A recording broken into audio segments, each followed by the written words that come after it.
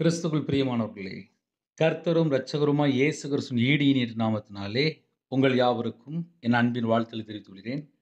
தேவன் அருளிய அப்பம் பிரேயர் மினிஸ்ட்ரி சேனல் மூலியமாக உங்களோடு சந்திப்பதில் மிகுந்த மகிழ்ச்சி அடைகிறேன். தினந்தோறும் இரவு நேரத்திலே பரிசுத்த வேதாந்தத்திலிருந்து ஒரு பகுதி நாம் தியானித்து நம்முடைய குடும்ப பாதுகாப்பிற்காக நாம் ஜெபிக்கிறோம். தூங்கும் முன்பாக இணைந்திருங்கள். 1 ராஜாக்கள் 17ஆம் அதிகாரம் 20 முதல் 22 ஆகிய வசனங்கள். என் தேவனாய கர்த்தாவே, நான் தங்கியிருக்க இடங்கொடுத்த இந்த விதவையின் மகனை சாக பண்ணினதினால் அவளுக்கு துக்கத்தை வருவித்தீரோ என்று கர்த்தரை நோக்கி கூப்பிட்டு, அந்த பிள்ளையின் மேல் 3 தரம் குப்புற விழுந்து, என் தேவனாய கர்த்தாவே, இந்த பிள்ளையின் ஆத்துமா அவனுக்குள் திரும்பி வர பண்ணும் என்று கர்த்தரை நோக்கி விண்ணப்பம் பண்ணினான். கர்த்தர் எலியாவின் சத்தத்தை கேட்டார். பிள்ளையினுடைய ஆத்துமா அவனுள் திரும்பி வந்தது. அவன் பிழைத்தான். ஹalleluya. கிறிஸ்துவில் பிரியமானவர்களே, உபவாச நாட்களிலே நிறைய கேள்விகள் உண்டு. என் ஜெபத்துக்கு பதில் வருமா என்று நிறைய குடும்பத்திலே இணைந்திருக்கிறீங்க. எலியா கர்த்தரை நோக்கி ஜெபிக்கும்போது அந்த ஜெபத்துக்கு உடனே பதில் வருகிறது. கர்த்தர் எலியாவின் சத்தத்தை கேட்டார் என்று எழுதப்பட்டிருக்கு. கர்த்தர் எலியாவின் சத்தத்தை கேட்டார். அப்ப கர்த்தருடைய பிள்ளைகள் ஜெபிக்கும்போது எலியாவை போல பக்தி வைராக்கியமாக ஜெபிக்க வேண்டும். முதல் பாயிண்ட். தேவனுக்கு முன்பாக நிற்கிற நான் என்று எழுதப்பட்டிருக்கு. அவருடைய ஜீவனை கொண்டு சொல்லுகிற எலியா, கர்த்தருடைய பிள்ளைகள் நம்ம எதை செய்தாலும் இயேசு கிறிஸ்து நாமத்தை சொல்லி நம்ம ஜெபிக்கும்போது நம்ம ஜெபத்துக்கு பதில் வரும். நம்ம இருதயத்துக்குள்ளே நம்ம என்ன வச்சிருக்கோம் பரலோகத்தில் தேவன் பார்ப்பார். எலியா ஜெபிக்கும்போது உண்மையா ஜெபிக்கிறார். எப்படி ஜெபிக்கிறார்னு சொல்லி கொஞ்சம் ஆழமா உள்ள போய் பார்க்கும்போது, என் தேவனாய் கர்த்தாவே, தேவனாய் கர்த்தாவே என்று முதல்ல கூப்பிடுறார். நான் தங்கியிருக்க இடம் கொடுத்த இந்த விதவையின் மகனை சாக பண்ணினதினால். அப்படின்னா என்ன பிரதர் அர்த்தம் அப்படின்னா, விதவையின் மகனை சாக பண்ணினதினால். ஒரு வீட்டுல தங்கியிருக்காரு. அந்த வீட்டுல ஒரு விதவை, ஒரு மகன். அந்த மகன் செத்து போறான். விதவையின் மகனை சாக பண்ணினதினால் அவளுக்கு துக்கத்தை வருவித்தீரோ. அப்ப கர்த்தருடைய பிள்ளைகள் ஒரு வீட்டுக்குள்ள இருக்கும்போது, பரிசுத்தவான்கள் ஒரு வீட்டுல இருக்கும்போது தேவனிடத்துல பரிந்து பேசிட்டு இருப்பாங்க. எலியா தேவனுடைய சமூகத்திலே பரிந்து பேசுகிறார். அப்போ இன்னைக்கு உள்ள செய்தியில ஒரு முக்கியமான ஒரு கண்டென்ட் என்ன அப்படின்னா, பரிந்து பேசுகிறார். அப்ப கர்த்தருடைய பிள்ளைகள் ஆத்துமாக்களுக்காக பரிந்து பேசுற பிள்ளைகளாக காணப்படணும். உங்க வீட்டுல குடும்பம் இருக்கு. குடும்பத்திலே யாரெல்லாம் இருக்கிறாங்க, அவங்க எல்லாரும் தீர்காயுசோடு வாழணும்னு சொல்லி நம்ம ஜெபிக்கணும். பரிந்து பேசி ஜெபிக்கணும். குடும்பத்துல யாரெல்லாம் இருக்காங்களோ எல்லாருக்காக நம்ம ஜெபிக்கணும். அது நம்ம மேல விழுந்த கடமை. என் தேவனாய் கர்த்தாவே, நான் தங்கியிருக்க இடம் கொடுத்த, ஒரு பாயிண்ட் சொல்றாரு, நான் தங்கியிருக்க இடம் கொடுத்த இந்த விதவையின் மகனை சாக பண்ணினதினால் அவளுக்கு துக்கத்தை வருவித்தீரோ என்று கர்த்தரை நோக்கி கூப்பிட்டு. அதுல ஒரு இன்னும் கூட கொஞ்சம் ஆழமா பேசுவோமே. எலியா தனக்காக ஜெபிக்கல. அதுல ஒரு முக்கியமான ஒரு பாயிண்ட் என்ன தெரியுமா? எலியா ஜெபிக்கும்போது எனக்கு இது வேணும், எனக்கு அது வேணும் அப்படின்னு சொல்லி ஜெபிக்கல. ஒரு முக்கியமான ஒரு பிரச்சனை சொல்லி ஜெபிக்கிறார். நான் அந்த வீட்டுல தங்கி இருக்கேன். இந்த வீட்டுல விதவை, விதவை மகன். அந்த மகன் செத்து போயிட்டான். அதனால அந்த விதவைக்கு துக்கத்தை வருவித்தீரோ என்று கர்த்தரை நோக்கி கூப்பிட்டு. அப்ப நம்ம கர்த்தரை நோக்கி கூப்பிடுற பிள்ளைகள் எந்த அளவுக்கு நம்ம குவாலிட்டியா இருக்கணும், அதை நம்ம கொஞ்சம் ஆழமா யோசித்து பார்க்கணும். இப்ப என் வாழ்க்கையிலலாம் நான் சொல்ல முடியும். நான்லாம் கர்த்தரை விட்டு தள்ளி போய் வாழ்ந்த ஒரு நபர். எனக்கு ஞாயிற்றுக்கிழமை காலையில ஒரு 1/2 மணி நேரம் சர்ச்சுக்கு போகணும். அவ்வளவுதான் எனக்கு தெரியும். மற்றபடி 31 நாளும் இரவும் பகலும் தேவனை தேடணும். அவர் தான் ஜீவனுள்ள தேவன். அவர் தான் பரிசுத்தமுள்ள தேவன். அவர் தான் நம்மளை உருவாக்கியிருக்காரு. நம்ம எல்லாரும் அவருடைய பிள்ளை. பேசிக்கு கூட எனக்கு தெரியாது. நான் பேசாமல் காலையில் வியாபாரத்துக்கு போயிடுவேன். நைட்டு லேட்டாக வருவேன். வீட்டில் வந்தோடனே டிவி ஆன் பண்ணிட்டு அப்படியே நேராக படுத்துருவேன். அவ்வளோதான். இதுதான் என்னுடைய வாழ்க்கை. ஆனால் என்னைக்கு என்னை தொட்டாரோ அதுக்கப்புறம் என்னுடைய வாழ்க்கையில் ஒரு மாற்றம். அதே போல் உங்கள் வாழ்க்கையிலே முதல்ல மாற்றத்துக்காக ஜெபிக்கணும். நான் மாறிட்டேன் பிரதர் அப்படின்னா நம்ம அடுத்தவங்களுக்காக ஜெபிக்கணும். 2 லைஃப் தான். முதல்ல நம்ம ரட்சிக்கப்பட்டிருக்கணும். மற்றவங்க ரட்சிக்கப்பட ஜெபிக்கணும். அழிந்து போகிற ஆத்துமாக்களுக்காக ஜெபிக்கணும். அப்படி நம்ம ஒவ்வொரு பாயிண்ட் நம்ம யோசித்து நம்ம என்ன ஜெபம் பண்ணுறோம், யாருக்காக ஜெபம் பண்ணுறோம், ஏன் ஜெபம் பண்ணுறோம். முதல்ல நம்ம வாழ்க்கையிலே நம்ம தேவனோட வார்த்தைக்கு கீழ்ப்படிந்து கை கொண்டு பரிசுத்தமாக வாழ்ந்து நீதியை பின்பற்றி உத்தமமாய் வாழ்ந்து அதுக்கப்புறம் மற்றவங்களுக்காக அழிந்து ஒரு ஆத்துமாக்களுக்காக தரப்பில் நிற்கிற பிள்ளைகளாக நம்மளால் ஜெபிக்க முடியும். முதல்ல நம்ம, 2வது மற்றவங்க. எலியா அவசரமாக ஒரு முக்கியமான ஒரு பாயிண்ட்டுக்காக ஜெபிக்கிறார். எப்படி ஜெபிக்கிறார்?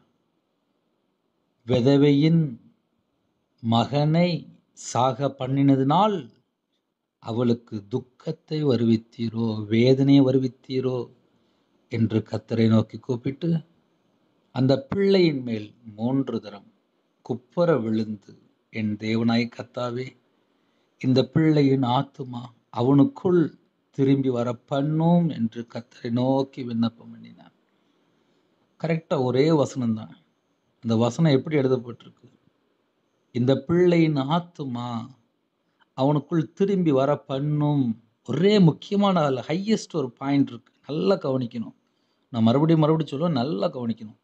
இந்த பிள்ளையின் ஆத்துமா அவனுக்குள் திரும்பி வர பண்ணும் என்று கர்த்தரை நோக்கி விண்ணப்பம் பண்ணினான். அவன் செத்து போயிட்டான் அப்படி இப்படிலாம் ஜெபம் பண்ணல. இந்த பிள்ளையின் ஆத்துமா அவனுக்குள் திரும்பி வர பண்ணும். இப்போ அதை நம்ம வாழ்க்கையில் கொஞ்சம் எடுத்து நம்ம நார்மல் லைஃப்பில் நம்ம பேசுவோமே. ஒரு வீட்டில் ஒரு கணவர் இருக்கிறாங்க, பிள்ளைகள் இருக்கிறாங்க. சில குடும்பத்தில் நிறைய நஷ்டம், கஷ்டம், பிரச்சனை, போராட்டம் சொல்லி நிறைய காரியம் ஓடிட்டுருக்கும். நம்ம தேவனோட சமூகத்தில் போய் ஜெபிக்கும்போது நம்ம ஜெபிக்கிற ஒவ்வொரு வேர்டு ரொம்ப முக்கியம். கணவருக்காக ஜெபிக்கிறீங்களா? எந்த வார்த்தையை சொல்லி ஜெபிக்கணும்? பிள்ளைக்காக ஜெபிக்கிறீங்களா? எந்த வார்த்தையை சொல்லி ஜெபிக்கணும்? உங்கள் வீட்டில் கடன் பிரச்சனை இருக்கா? எந்த வார்த்தையை சொல்லி ஜெபிக்கணும்? அப்படின்னா என்ன பிரதர் அர்த்தம் அப்படின்னா, உட்காந்து கையில் பைபிள் எடுத்து வாசிக்கணும். பிள்ளைகளுக்காக எப்படி ஜெபிக்கணும்? பைபிள் எழுதப்பட்டிருக்கு. கணவருக்காக எப்படி ஜெபிக்கணும்? பைபிள் எழுதப்பட்டிருக்கு. கடனுக்காக எப்படி ஜெபிக்கணும்? பைபிள் எழுதப்பட்டிருக்கு. எப்படி வாழ்ந்துட்டு ஜெபிக்கணும்? பைபிள் எழுதப்பட்டிருக்கு. இப்போ நிறைய குடும்பத்தில் பைபிள் வாசிக்க நேரம் இல்லை, ஜெபிக்க நேரம் இல்லை, ஆனால் ஊர் கதை பேச நேரம் இருக்குது. தேவையில்லாமல் செல்ஃபோனில் மூழ்கி போய் கிடக்குறாங்க. டிவி முன்னாடி அப்படியே வண்டி பிளாட் ஆயிடுது.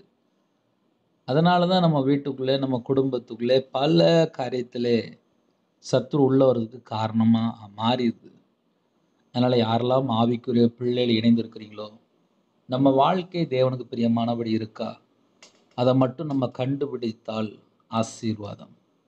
என் வாழ்க்கையில் நான் கர்த்தரை விட்டு தள்ளி போய் நான் வாழ்ந்ததுனாலே ஒரு மனுஷனுடைய வாழ்க்கையில் பிசாசு எப்படி உள்ள என்ட்ரு ஆறான்? ஏன் ஒரு மனுஷனோட வாழ்க்கையில் எவ்வளோ போராட்டம் ஏன் வருது? ஏன்னா விற்கிறதுக்கு போய் நான் 13 லட்சம் கொடுத்துட்டேன். 1 ரூபா இல்லை, 2 ரூபா இல்லை, 3 ரூபா இல்லை, மனுஷனை நம்பி 13 லட்சம் கொடுத்துருக்கேன். அந்த 13 லட்சத்துக்கு பின்னாடி நஷ்டம் பார்த்தா ஒரு 50-55 லட்ச ரூபா சொந்த ஊரை விட்டே போயிட்டேன். நான் சாகணும்னு சொல்லியே எனக்கு மாந்திரியம் பண்ணியிருந்தாங்க.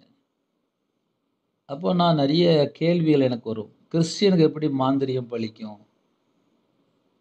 கிறிஸ்டியனுக்கு எப்படி நஷ்டம் வரும் அப்படின்னு சொல்லி நிறைய யோசிப்பேன். ஆனால் கையில் பைபிள் எடுத்து வாசிக்கும் போது தெரியுது, உண்மை உள்ள மனுஷன் தான் ஆசீர்வதிக்கப்படுவான். என் வாழ்க்கையில் உண்மை இல்லாமல் இருந்துச்சு. வாயை திறந்தா ஒன்லி போய் தான் பேசுவேன். ஏன்னா வியாபாரத்தில் கடன் வாங்க போய் கடன் கொடுக்க முடியலன்னா போய் ஆக மொத்தம் நஷ்டம் நஷ்டம் நஷ்டம் நஷ்டம் நஷ்டம். நடு ரோட்டுக்கு வந்துட்டேன். அப்படின்னா என்ன பிரதர் செய்தி அப்படின்னா, ஒரு வீட்டில் முதல்ல நான் எப்படி இருக்கேன், நம்ம குடும்பம் எப்படி இருக்கு, நம்ம முழங்கால் போட்டு ஜெபம் பண்ண போகிறோமா? ஜெபத்துக்கு முன்பாக நம்மை நாம் ஆராய்ந்து பார்க்கணும். அவங்கவுங்க ஆராய்ந்து பார்க்கணும், வேறு வழியே இல்லை. எனக்கு வயிறு பசிக்குன்னா எனக்கு தெரியும். அதே போல் உங்கள் பிள்ளைகள் சாப்பிட்டுச்சா அப்படின்னுட்டு அம்மாவுக்கு கேட்டால் தெரியும். என் பிள்ளை சாப்பிடல அப்படிம்பாங்க. வெளியில் வரும்போது ஏதாவது சாப்பிட்டு வந்திருப்பான் அப்படிம்பாங்க. அம்மா அப்பாவுக்கு தெரியும். அதே போல் தேவனுக்கு முன்பாக போய் முழங்கால் போடும்போது தேவன் இருதயத்தை பார்த்துட்டு இருப்பார்.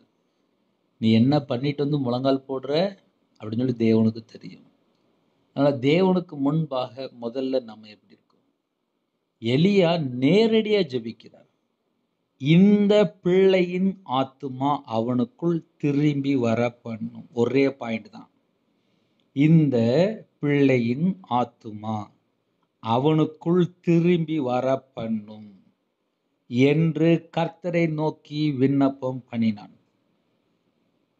இப்போ இந்த ஜெபம் பண்ணும்போது செல்போன் அவர் கையில் இல்லை. அதனால கர்த்தருக்கு ஸ்தோத்திரம்ப்பா. ஆமாம், உண்மையிலே கர்த்தருக்கு ஸ்தோத்திரம். ஏன் சொல்ல வேண்டியிருக்கு அப்படின்னா, இப்போ நிறைய குடும்பத்திலே முழங்கால் போட்டு ஜெபிக்கிறவங்களோ இல்லையோ, உடனே செல்ஃபோன் கையில் எடுத்து பாஸ்டர், பிரதர், சிஸ்டர், வேற யார், அப்புறம் ஃப்ரெண்டு, அப்புறம் அம்மா அப்பா, இவங்கள்ட்ட தான் அந்த ஃபோன் போகுதே தவிர இருக்கிற இடத்திலே முழங்கால் போட்டு இந்த பிள்ளையின் ஆத்துமா அவனுக்குள் திரும்பி வர பண்ணும் என்று கர்த்தரை நோக்கி விண்ணப்பம் பண்ணினான். அந்த விண்ணப்பத்தை தேவன் அங்கீகரிக்கிறார். அதே போல நமக்கு ஒரு பிரச்சனை, ஒரு பாடு, ஒரு போராட்டம், வீட்டில் ஒரு குடும்ப பிரச்சனை, வாழ்க்கையில் ஒரு பிரச்சனை, தடுமாற்றம். என் வாழ்க்கையில நானும் தடுமாறி இருக்கேன்ப்பா. ஆமாம், நானும் தடுமாறி தான் வந்திருக்கேன். வாழ்க்கையில் பல பிரச்சனை சந்திச்சு தான் வந்திருக்கேன். உயிரோடு இருக்கேன், அது தேவனுடைய கிருபை மட்டும்தான். கையில் பைபிள் எடுத்து வாசிக்கும் தெரியும் எவ்வளோ சட்டம் எழுதி வச்சிருக்கார். கர்த்தருக்கு ஸ்தோத்திரம், கர்த்தருக்கு ஸ்தோத்திரம், கர்த்தருக்கு ஸ்தோத்திரம். யாரெல்லாம் இணைந்திருக்கிறீங்களோ முதல்ல கையில் பைபிள் எடுத்து வாசிங்க. ஆவிக்குரிய வாழ்க்கையிலே நீங்கள் நல்லா இருப்பீங்க, சந்தோஷமாக இருப்பீங்க. எப்போ அப்படின்னு சொல்லி பார்க்கும்போது பைபிள் கையில் எடுத்து வாசித்தா மட்டும்தான். கர்த்தர் எலியாவின் சத்தத்தை கேட்டார். நம்முடைய தேவன் ஜீவனுள்ள தேவன், ஜெபத்தை கேட்கிற தேவன். அப்போ அவர்கிட்ட போய் நம்ம ஒரு ஜெப குறிப்பு நம்ம சொல்லும்போது எவ்வளவு உண்மையாக இருந்திருக்கணும். இன்னைக்கு நிறையவருடைய வாழ்க்கையிலே உண்மை இல்லை, பரிசுத்தம் இல்லை, நீதி இல்லை, நேர்மை இல்லை, தேவனுக்கு பிரியமான ஒரு வாழ்க்கை இல்லை. இதெல்லாம் எத்தனையோ குடும்பத்தில் நடக்கு. இப்போ நான் ஆவிக்குரிய வாழ்க்கையிலே பல கேள்விகள், என் வாழ்க்கையில் நிறைய கேள்விகள் வரும். அப்போ யோசித்து பார்ப்பேன், ஏன் சத்துரு உள்ள வரான், ஏன் எப்படி வந்தான் அப்படின்னு சொல்லி யோசித்து பார்க்கும்போது, இடம் கொடுத்தால் பிசாசுக்கு எங்கெல்லாம் இடம் கொடுக்குறாங்களோ அங்கெல்லாம் உள்ள என்றாராம். கர்த்தருடைய பிள்ளைகள் தேவனுடைய வார்த்தைக்கு கீழ்ப்படிந்து வாழ்ந்தா மட்டும்தான் நம்ம வாழ்க்கை ஜெயமுள்ள வாழ்க்கை. கர்த்தர் எலியாவின் சத்தத்தை கேட்டார். பிள்ளையினுடைய ஆத்துமா அவனுக்குள் திரும்பி வந்தது. இப்போ இன்னும் கொஞ்சம் நம்ம ஆழமா போவோம். இந்த பிள்ளையின் ஆத்துமா அவனுக்குள் திரும்பி வர பண்ணும் என்று கர்த்தரை நோக்கி விண்ணப்பம் பண்ணினான்னு சொல்லி அழகா எழுதப்பட்டிருக்கு. அடுத்த 2 லைன் கீழே பிள்ளையினுடைய ஆத்துமா அவனுக்குள் திரும்பி வந்தது. ஹல்லேலூயா. அப்ப நம்ம ஜெபிக்கிற ஜெபத்துக்கு உடனே பதில் வரணும். அப்ப நம்ம ஜெபிக்கிறவங்க கர்த்தருடைய பிள்ளைகள் எலியாவை போல இஸ்ரவேலின் தேவனாய் கர்த்தருக்கு முன்பா நிற்கிற நான், இஸ்ரவேலின் தேவனாய் கர்த்தருக்கு முன்பா நிற்கிற நான். அப்ப நம்ம வாழ்க்கையில நம்ம எங்க இருக்கோம்? சில குடும்பத்துல என்ன பண்ணுவாங்க அப்படின்னா, நேரா ஒயின் ஷாப் வண்டி போயிடும். சில குடும்பத்துல ஃப்ரெண்டை பார்க்க கிளம்பிடுவாங்க. சில குடும்பத்துல பக்கத்து வீட்டுக்கு போயிடுவாங்க. சில குடும்பத்தில் சொந்தக்காரன் வீட்டுக்கு போயிடுவாங்க, சில குடும்பத்தில் அம்மா அப்பாவை பார்க்க போயிடுவாங்க. எலியாவுடைய வாழ்க்கையிலே ஒரு ஜெபத்துக்கு பதில் வந்தது. எலியா ஜெபிக்கும்போது பதில் எப்படி வந்தது அப்படின்னு சொல்லி கொஞ்சம் ஆழமா உள்ள போய் பார்க்கும்போது, இஸ்ரவேலின் தேவனாய் கர்த்தருக்கு முன்பாக நிற்கிற நான்.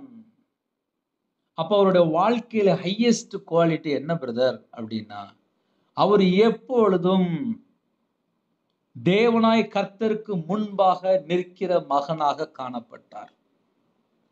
ஒரு மனுஷன் தேவனுக்கு முன்பாக நிற்கிற மகனாக காணப்படும் போது அவனுடைய வாழ்க்கையில கரை திரை எதுவுமே இருக்காது. எல்லாமே பரிசுத்தமா இருக்கும், எல்லாமே உண்மையா இருக்கும், எல்லாமே நீதியா இருக்கும். அதுதான் ஹையஸ்ட் குவாலிட்டி. 24 மணி நேரம் தேவனுக்கு முன்பாக ஒரு மனுஷன் போய் நின்று ஜெபிக்கும் போது, 24 மணி நேரம் தேவனுக்கு முன்பா நிற்கும் போது அவங்க குவாலிட்டி அவ்வளவு ஹையஸ்ட் குவாலிட்டி.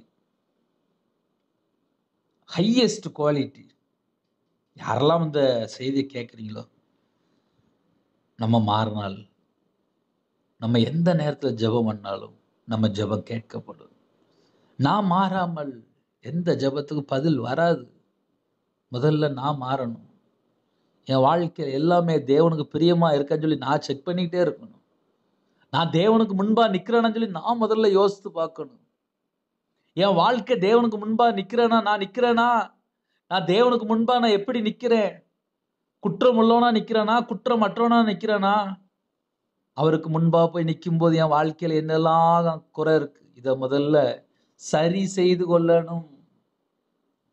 ஒரு கம்பெனியில் ஒரு எம்டி, ஒரு ஓனரு, ஒரு பெரிய போஸ்ட்ல போய் நிற்கிறவங்கள போய் பார்க்கணும் அப்படின்னா, அவங்க முதல்ல ட்ரெஸ்ஸை சரி பண்ணிக்கிடுவாங்க, அப்படி லைட்டாக தலையை சீவிக்கிடுவாங்க, லைட்டாக முகத்தை கழுவிடுவாங்க, தேவைப்பட்டால் லைட்டாக பவுடர் போட்டுவிடுவாங்க, இப்போ லேட்டஸ்ட்டாக சென்ட் அடிச்சுக்கிடுவாங்க. ஏன்னா ஒரு பெரிய ஒரு எம்டியை போய் பார்க்க போகிறாங்க, ஒரு பெரிய பொசிஷனில் உள்ள அவங்கள போய் பார்க்க போகிறாங்க. முதல்ல தன்னைத்தான் ஆயத்தப்படுத்தி கொள்வாங்க. ஒரு கம்பெனியில் வேலை பார்க்குற ஒரு எம்டியை போய் பார்க்கும்போது, ஒரு ஓனரை போய் பார்க்கும்போது சென்ட் அடிச்சுட்டு போகிறாங்க. பரலோகத்துள்ள தேவனை நம்ம போய் பார்க்கும்போது நம்ம இருதயத்தை அவர் அப்படியே பார்ப்பாரு. அப்ப நம்ம இருதயத்துக்குள்ள என்ன இருக்கு, என்ன இருக்கு? சில குடும்பத்துல களவாண்டு சேர்த்து வச்சிருப்பாங்க, லஞ்சம் வாங்கியிருப்பாங்க, கொள்ளையடிச்சிருப்பாங்க, அடுத்தவனுக்குள்ள சொத்தை ஏமாத்தி கொள்ளையடிச்சு ரத்தத்தை உருவி சாப்பிட்ட மாதிரி சாப்பிட்டுட்டு இருப்பாங்க, பக்கத்து வீட்டுக்காரனை ஏமாத்திட்டு இருப்பாங்க, வேலை பார்க்குற ஓனரை ஏமாத்தி சாப்பிட்டுட்டு இருப்பாங்க, கடன் வாங்கிட்டு திருப்பி கொடுக்காம வாழ்ந்துட்டு இருப்பாங்க. இப்படி எத்தனை காரியம் இருக்கு. தேவனுக்கு முன்பா போய் நிற்கும் போது அவர் இருதயத்தை பார்ப்பாரே. நம்ம ஜெபிக்கிறதுக்கு முன்பாக அவர் அப்படியே இருதயத்தை பார்ப்பார். என் மகன் வந்திருக்கான், என் மகன் வந்திருக்கா, அவ ஜெபிக்கிறா, ஆனா அவ இருதயத்துல என்ன இருக்கு அப்படிங்க ஸ்கேனிங் பரலோகத்துல இருக்கு. பூமி எங்கும் அவருடைய கண்கள் உலாவி கொண்டு இருக்கு. அப்படிலாம் இருக்கும்போது நம்ம இரவு நேரத்தில் நம்மை நாம் ஆராய்ந்து பார்த்தால் எவ்வளவு நல்லா இருக்கும். அதனால இப்படிப்பட்ட செய்தி நீங்க கேட்கும்போது இந்த வசனம்லாம் உங்க இதயத்துக்குள்ள பதிதா? இஸ்ரவேலின் தேவனாய கர்த்தருக்கு முன்பாக நிற்கிற நான் அவருடைய ஜீவனை கொண்டு அவ்வளவு தூரம் பக்தி வைராக்கியமா வாழ்ந்த எலியா தீர்க்கதரிசி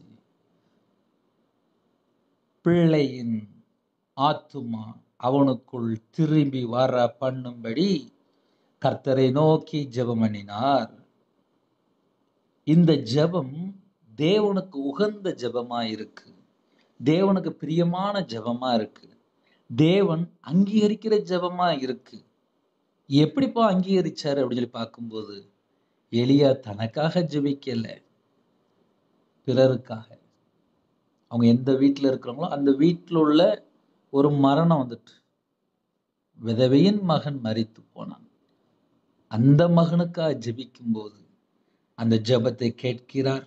பிள்ளையினுடைய ஆத்மா அவனுக்குள் திரும்பி வந்தது, அவன் பிள்ளைத்தான் என்று எழுதப்பட்டிருக்கு. அப்ப இரவு நேரத்திலே இன்னைக்கு இந்த செய்தி கேட்டதுக்கு அப்புறம் உங்க வாழ்க்கையிலே, ஜெப வாழ்க்கையிலே ஒரு மாற்றம் வேணும். அப்படி உங்க இதயத்துக்குள்ள இந்த ஜெப வாழ்க்கையில மாற்றம் வரும்போது உங்க குடும்பத்திலே இழந்து போன எல்லாவற்றையும் மறுபடியும் மீட்டு பெற்றுக்கொள்ள முடியும். அதுக்கு நம்ம என்ன பிரதர் செய்யணும் அப்படின்னா, கர்த்தர் பக்கம் அர்ப்பணிச்சிடணும். என்னை நீங்கள் பார்த்துக்கோங்கப்பா, அவ்வளோதான். ஜெபிப்போமா? அர்ப்பணித்து ஜெபிப்போம். கிருபை மகிமை இந்த பரிசுத்தமுள்ள நல்ல பிதாவே நன்றி எடுத்து சொல்கிறோம்ப்பா. அப்பா, அந்த வசனத்தை நாங்கள் தியானிக்கும் போது எங்கள் கூட நீங்கள் பேசிட்டீங்க, ஸ்தோத்திரம். இன்னைக்கு ஃபுல்லாக பாதுகாத்தீங்க, ஸ்தோத்திரம். சிறு பிள்ளைகள் முதல் கொண்டு முதியோர் வரை எல்லாரையும் பாதுகாத்த கிருபைக்கா ஸ்தோத்திரம். நைட் டியூட்டியில் இருக்காங்க, நைட் நேரத்தில் ட்ராவலிங் இருக்காங்க, அந்த குடும்பத்துக்கு பாதுகாப்பு வேணும். நைட் நேரத்தில் ஹாஸ்பிட்டலில் சில குடும்பத்தில் அவசர சிகிச்சையில் இருக்காங்க, அவங்களுக்கு உடனடியாக என் தேவன் ஜீவனை கட்டளையிடணும், தீர்க்காயுசை கட்டளையிடணும், பரிபூர்ணமான சுகத்தை கட்டளையிடணும். உம்முடைய தழும்புள்ள கரத்தினால தொட்டு சுகமாக்கி தாங்க. பரிசுத்தமுள்ள ஓய்வு நாளிலே ஆலயத்து புரட்டுவோ கர்த்தர் வாசல் திறந்து விடுங்க. சகல நன்மைகளையும் பெற்றுக்கொள்ள எங்களை தாழ்த்திரும். எங்கள் வாழ்க்கையிலே கண்ணில் உள்ள பாவம், சிந்தனையில் உள்ள பாவம், இதயத்தில் உள்ள பாவம், கையில் உள்ள பாவம், எங்கள் காலில் உள்ள பாவம், கர்த்தரை விட்டு தள்ளி போன பாவம் எதுவாக இருந்தாலும் உங்கள் ரத்தத்தினால கழுவி சுத்திகரிங்க. உங்கள் கிருபையினால் நிரப்புங்க. கற்பத்து நிகழ்ச்சிலாம் கர்த்தர் மனம் வருங்க. மாசமாக இருக்காங்க, கர்த்தர் கூட இருந்து ஆசிரியர் கிருபைக்காக நன்றி.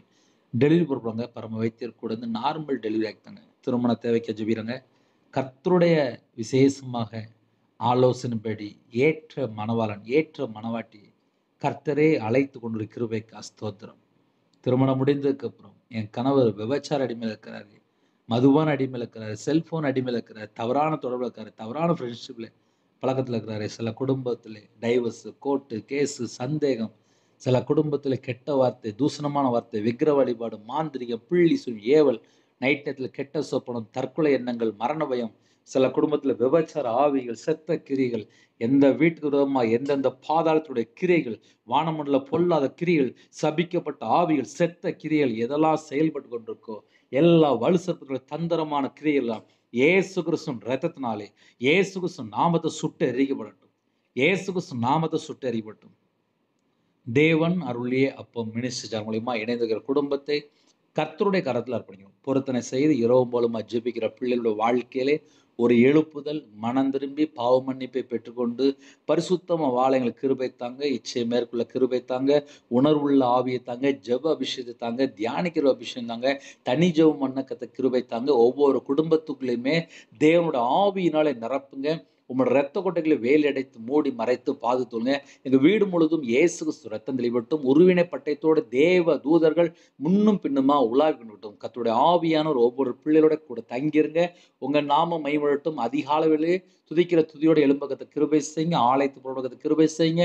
பரிசுத்தமா வாழக்கத்தை கிருபை செய்யுங்க. இந்த வாரத்துல என்னென்ன குறைகள் குற்றங்கள் இருக்கோ எல்லாவற்றையும் மன்னிங்க. படிக்கிற பிள்ளைகளுக்கு ஸ்தோத்திரம். தேவ கிருபையினால தேவ புத்தினால நிரப்புங்க. எக்ஸாம் எழுதும்போது நல்லா மார்க் எடுக்கணும் கத்த கிருபை செய்யுங்க. இந்த வாரத்துல எத்தனையோ தேவைகள் உண்டு, அந்த எல்லா தேவைகளும் சந்தித்த கிருபைக்காக நன்றி. கடன் பிரச்சனையிலே நிறைய குடும்பத்திலே பலவிதமான பிரச்சனையில போராடிய குடும்பத்தை உம்முடைய கரத்தில் அர்ப்பணிக்கிறோம். உங்க பிள்ளைகளோட கர்த்தர் கூட தங்கிருங்க. இந்த நாளிலும் கேட்ட செய்தின்படி எந்த குடும்பத்திலே மரண தருவாயில் இருக்காங்களோ கர்த்தர் தீர்காயுசை கட்டிடுங்க, ஜீவனை கட்டிடுங்க, சுகத்தை கட்டிடுங்க, ஆரோக்கியத்தை கட்டிடுங்க. வெளிநாட்டுல இருக்காங்க, அவங்க இருக்கிற இடத்துல சகலமான பாதுகாப்பு தாங்க, பரிபூர்ணமான பலன் தாங்க. வேலையில பிரச்சனை, குடும்பத்துல பிரச்சனை, எல்லாவற்றையும் கர்த்தர் மாற்றித்தாங்க. உம்முடைய கரத்திலே அர்ப்பணிக்கிறோம். உம்முடைய கரத்திலே ஒவ்வொரு குடும்பத்தையும் அர்ப்பணிக்கிறோம். கர்த்தர் பொறுப்படுத்துவங்க. எங்களுடைய ஆவியை உம்முடைய கரத்துல அர்ப்பணிக்கிறோம். இரவு நேரத்தில் நாசம் மோசங்களுக்கு விலைக்கு பாதுகாத்துங்க. நைட் டியூட்டியில் இருக்காங்க, நைட் டிராவலிங் இருக்காங்க, நைட் நேரத்தில் வேற வேற இடத்துல தங்கி இருக்கிறாங்க. எல்லாருக்கும் சகல விதமான பாதுகாப்பு தாங்க. உங்களுடைய கரத்தில் அப்படிங்கிறோம். துதி கன மகிமையெல்லாம் ஒருவருக்கே செலுத்திடும். இயேசு கிறிஸ்து பிதாவே ஆமேன். தேவனுக்கே மகிமுண்டதாக. கர்த்தர் தாமே உங்களையும் உங்கள் குடும்பத்தின் சகல காரியத்தையும் சம்பூர்ணமாக திருப்தியாக கர்த்தர் கொண்டு ஆசீர்வதிப்பாராக. ஆமேன். கர்த்தரா இயேசு கிறிஸ்து கிருபையும் பிதாவாகிய அன்பும் பரிசுத்தனுடைய ஐக்கியம் இப்பொழுது எப்பொழுது சதா காலங்களிலும் நம் மன்னோடு கொடுப்பதாக. ஆமீன். கிறிஸ்துவில் பிரியமானவர்களே, அதிகாலவிலே ஜெபிக்கிறோம். தொடர்ந்து கேளுங்கள். என்னுடைய யூடியூப் சேனலுக்காக ஜெபித்து கொள்ளுங்கள். எனக்காக ஜெபித்து கொள்ளுங்கள். தொடர்ந்து இணைந்திருங்கள். கர்த்தர் குடும்பத்தை ஆசீர்வதிப்பார். 9363064181 நம்பர் கொண்டால் நாங்கள் உங்களுக்காக குடும்பத்துக்காக ஜெபிப்போம். நீங்களும் என்னுடைய தொடர்ந்து ஊழியர்களுக்காக தொடர்ந்து ஜெபித்து கொள்ளுங்கள். விசேஷமா உபவாச நாட்களில் டயத்தை வேஸ்ட் பண்ண வேண்டாம். கர்த்தர் கூட இருப்பார். God bless you.